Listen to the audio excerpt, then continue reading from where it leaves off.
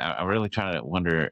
I wonder if are some of those physical beings and some of them are not physical beings, maybe, like, because it seems to me like the mantis beings, which I've always had an interest in, because they seem sort of like maybe they're interdimensional or something, or they can take different forms. I remember that Jeffrey Mishlove talks about the PK man that he investigated a long time ago, Yep. Ted and Owen, right.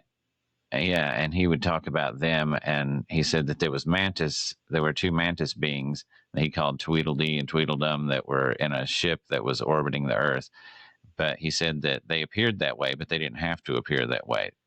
And so that makes me think that if they're able to shapeshift like that, maybe they're not the same type of physical that we think of. I think they are, honestly, and I've really thought hard about this.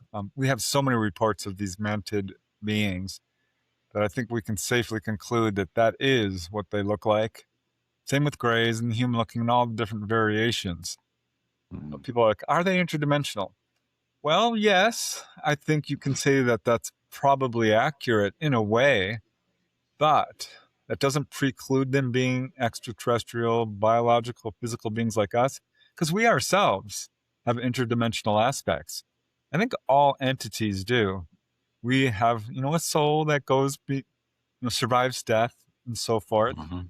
And people who are incredibly psychically or spiritually advanced report all kinds of events that we see among ETs, such as teleportation or walking through walls or invisibility or levitation or all of these things.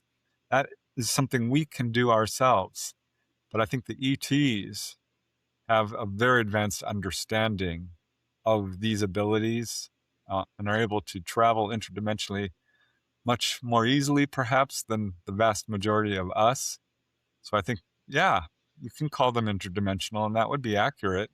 But it's, again, doesn't mean they're not physical beings like us, because by all accounts, they are. People touch them, you can feel them.